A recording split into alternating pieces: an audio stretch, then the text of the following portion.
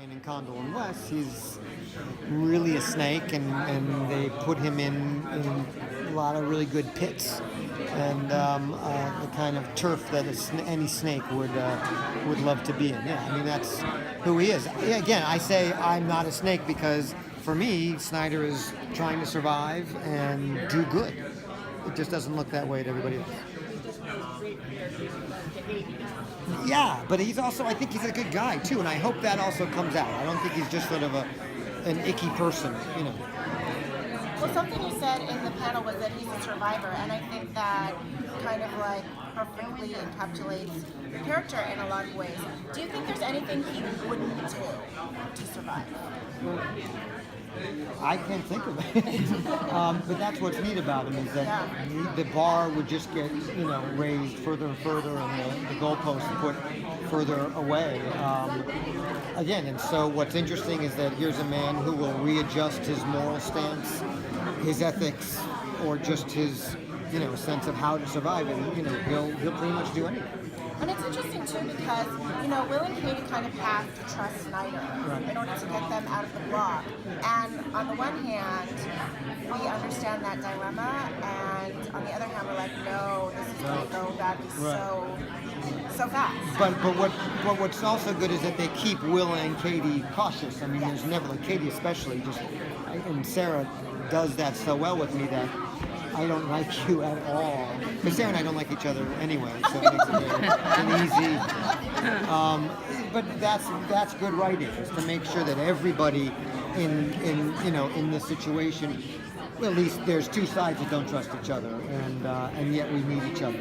And as long as that dynamic remains, there's a lot of room for growth and a lot of room for some really exciting stuff. Yeah, it's great drama. Yeah. It seemed like there were a lot of things that Snyder learned last season that he probably didn't really understand before. Do you think that's kind of pushing him more into survival mode, or an idea of more, this is not something I want to be associated with? I think he's always first and foremost in survival mode. I think he'll associate himself anywhere, anytime, any place in order to survive. It's a good question. It's a tough question. I think that's all I have. You got me. I'll have to ask Ryan. So going into season 3, what would you say motivates the character to keep getting out of bed every day?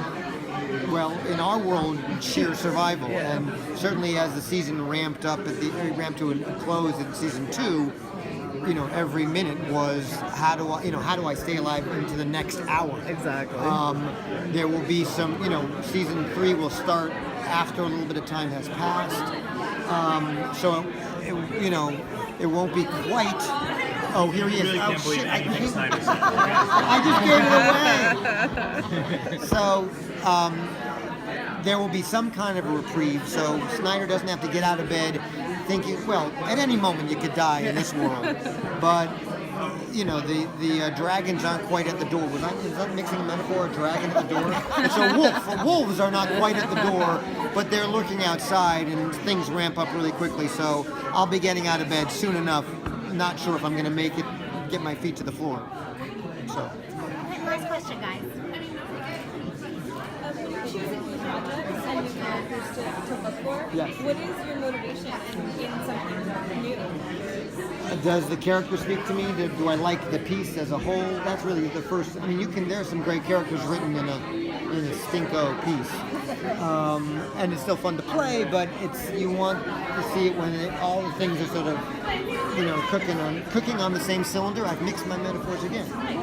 They're all firing on all cylinders, and I'm tired. And on this show, this is a really interesting world. A fabulous character. The other characters are well drawn. The relationships are clear, and it's just smart writing. That was for me right away a recipe of I will take a look at this and I really think. House was another one. I mean, wasn't like I had to read the pilot and say, will this be any good? It was already a huge hit. So I was like, yeah, I think I'll be in that. But it felt like I could see how my character would fit into that world, and the writing is obviously stupendous. doesn't always happen that way. There are a lot of things out, projects out there where one thing is great and the others are really lacking. You just sort of hope that the balance is there enough that it makes it worthwhile. Yeah. Okay. Jason Clennahan, wouldn't forgive me if I didn't tell you hello. Hello back, please. We got to do this every year. We just get more and more Chicago folks. That's so funny. Thank you guys. Thanks.